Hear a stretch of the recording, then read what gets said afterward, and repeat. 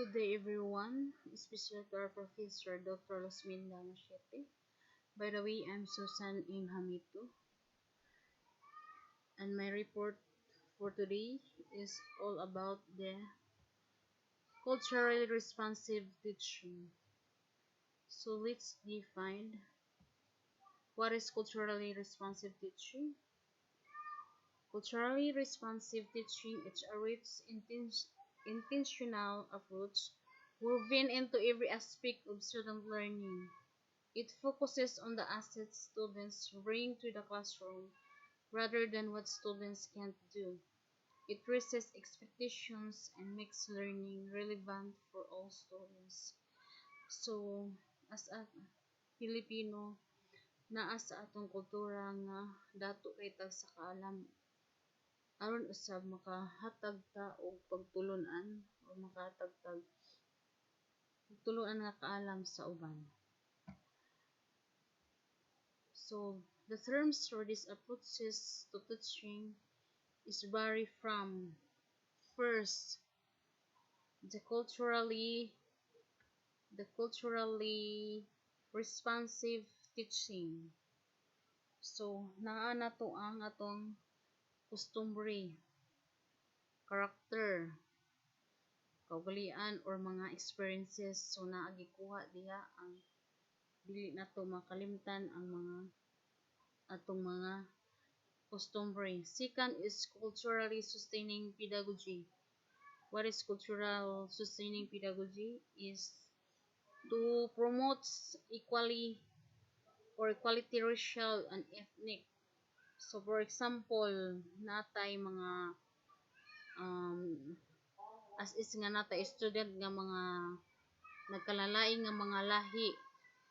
So especially nga na mga lain nga mga religion. So dapat we should respect ato nang irespeto unsa ilang mga naandan or mga tinuuhan. So next is to the more foundational culturally relevant pedagogy.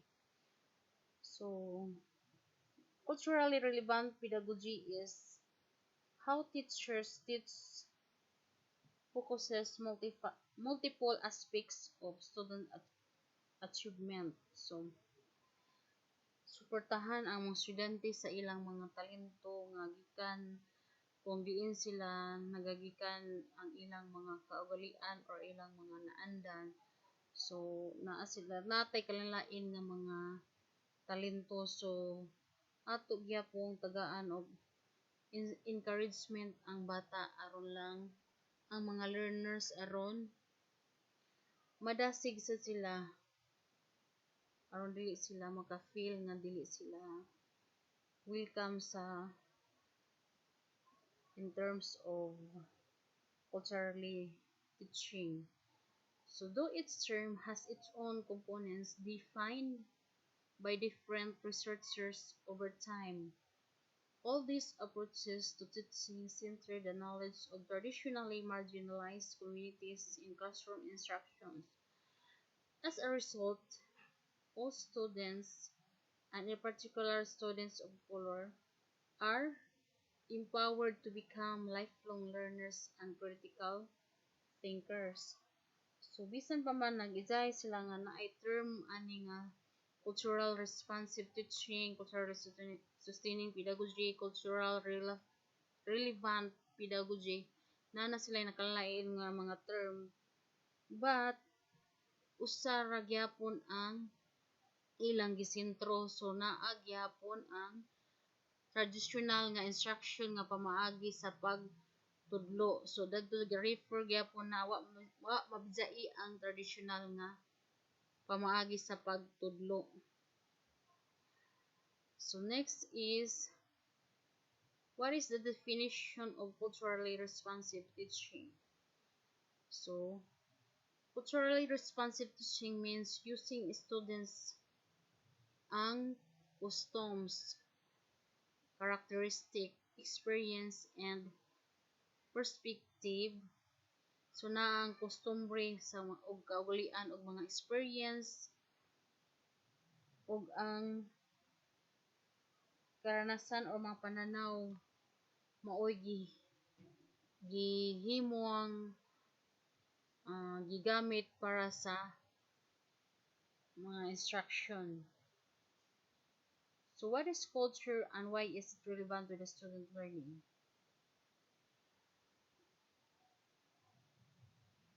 Culture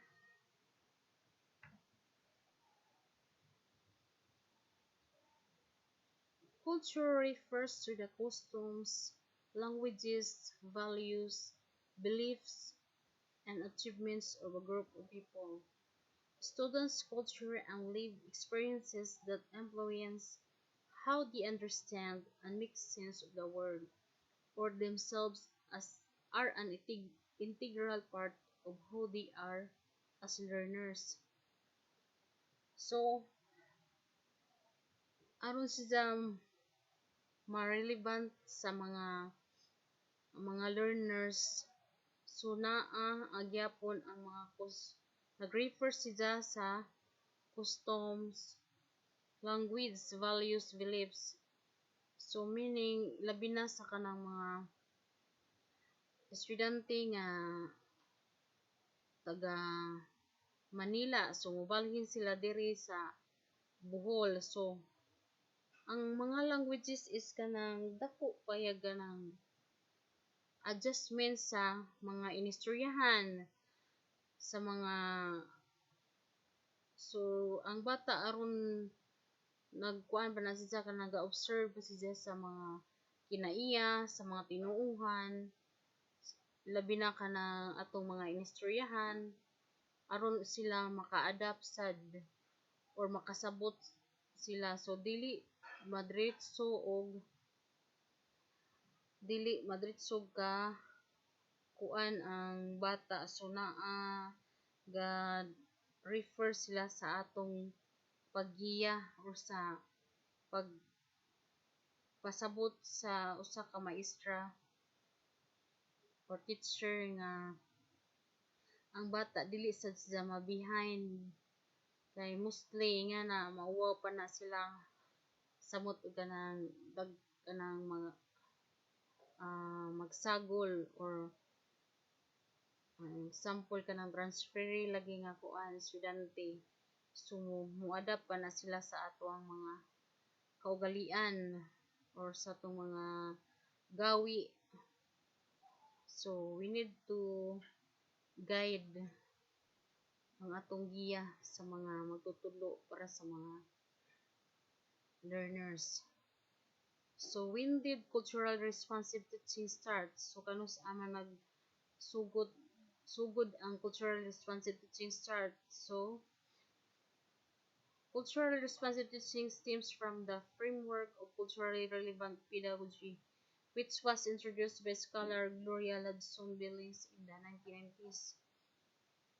So, yes, 1990s, nagsugod ang responsive teaching by Gloria Ladson Billings. And there are three components of culturally relevant pedagogy. So, ang dinhi gikuha sad ang cultural aron relevant ang pedagogy ang imong pamaagi sa pagtulo. So first is student learning.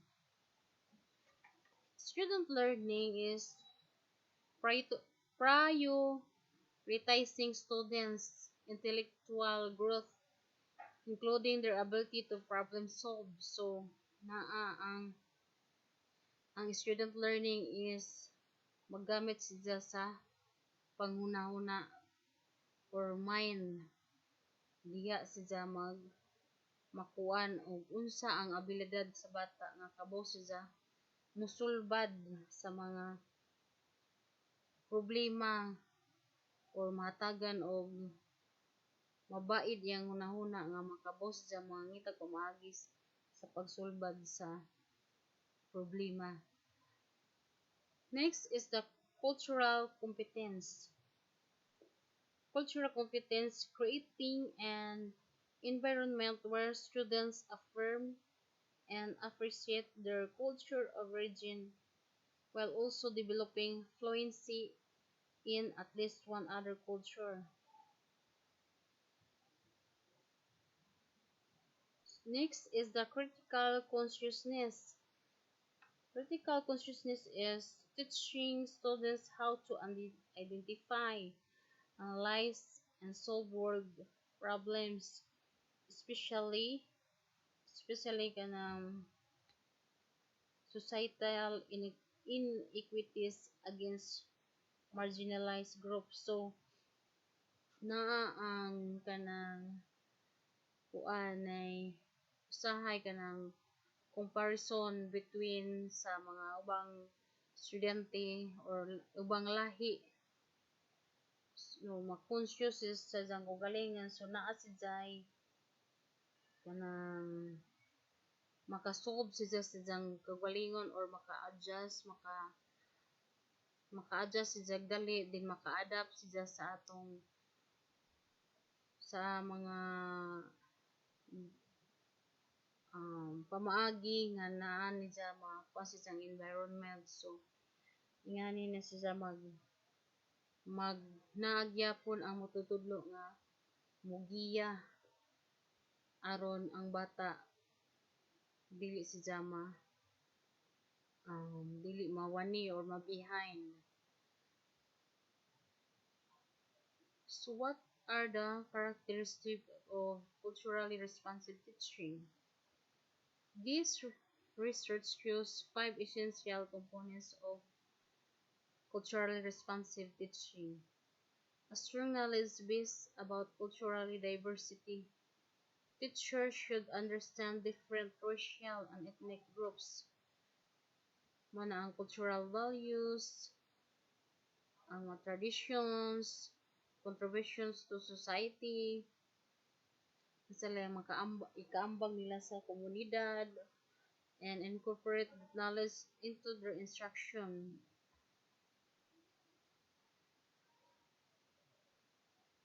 The characteristic of cultural responsive teaching. We have culturally relevant curricula.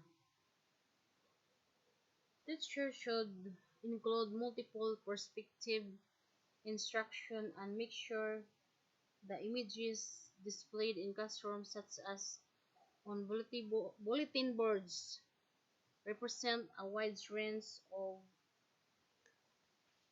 diversity.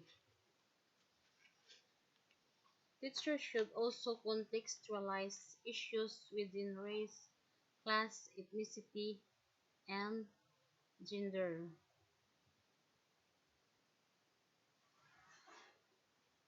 So, dapat ang matutudlo, magbutang siya mga so we observe nga kanang nay mga posters bitaw about sa mga kasi klase sa mga tao, klase sa mga etniko or kanang mga tawag ana kanang ilang mga culture or mga tradition nga gibuhaton nila nga makapost pud ta diha kay aron makita pud sa mga learners nga dili pud sila lahi di ay or maka-encourage pud sila nga nabilong day pud ta ani nga komunidad kay naa makita ang mga klase-klase nga mga forma sa unsay mga kalidad or class or mga kuan sa mga pamuyo sa tao nga naay mga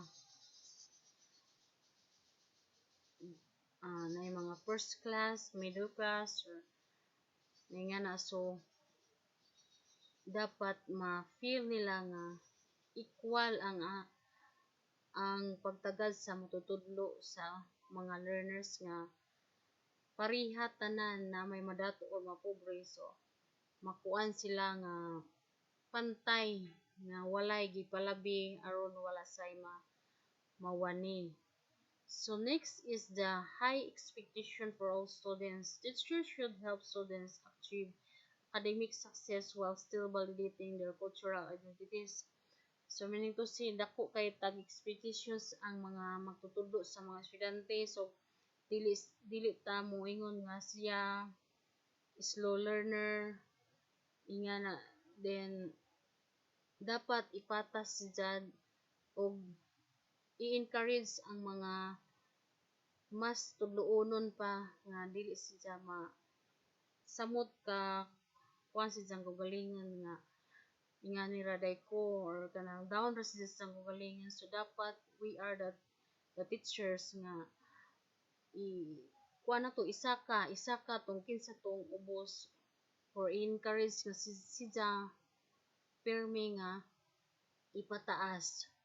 Example nga bisag kananay dili siya perfect sa kuan sa klase sa mga quizzes or kanang kuan siya hilumon ngana. So naatay encouragement as teachers nga okay ra na kanang ngana very good ang imong kuan bisag dili siya perfect ang iyang mga score. So ngana aron maganahan ang bata nga muskwela sad kada adlaw dili nato idahon. So ingana na siya. So next is an appreciation for different communication styles. Teachers should understand different communication styles and modify classroom interactions accordingly.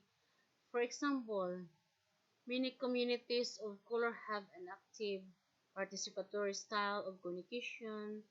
A teacher who doesn't understand this cultural context might think a student is being rude and tell the student to be quiet. The student may then shut down.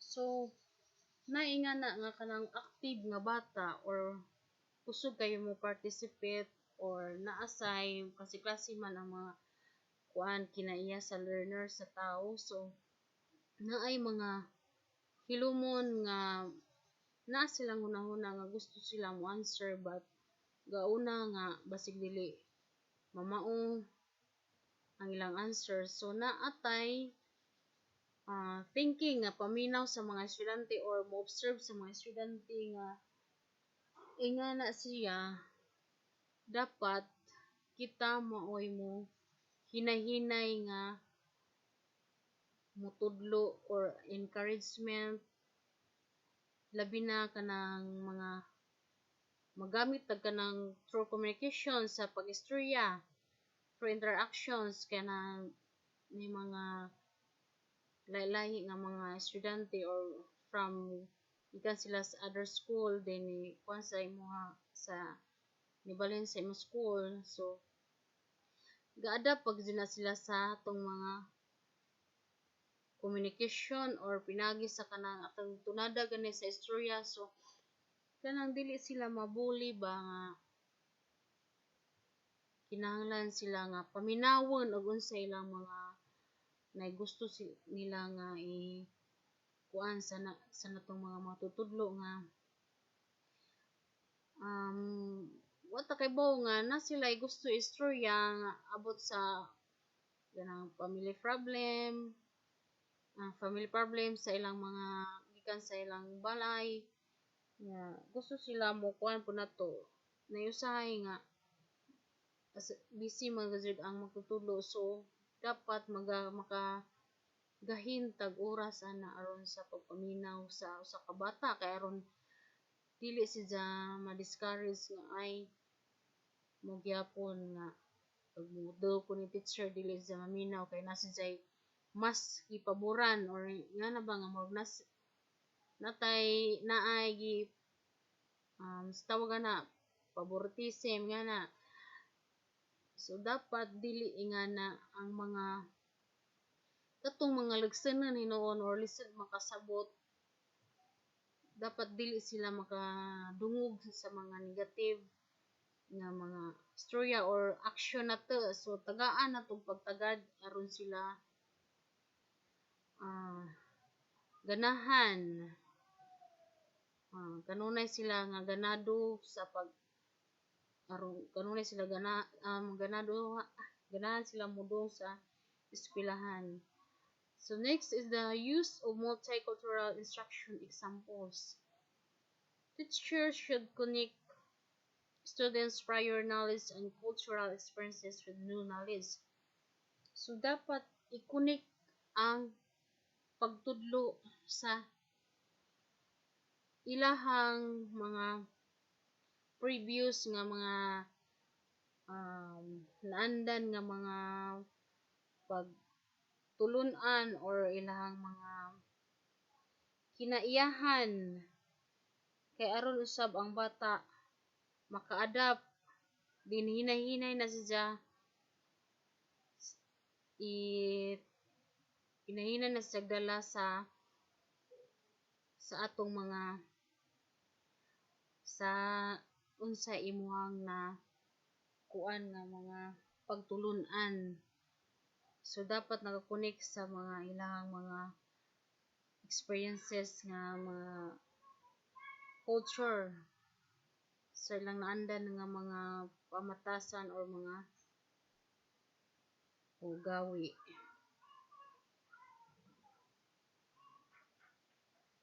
And that would be all. Thank you so much for watching. God bless you all.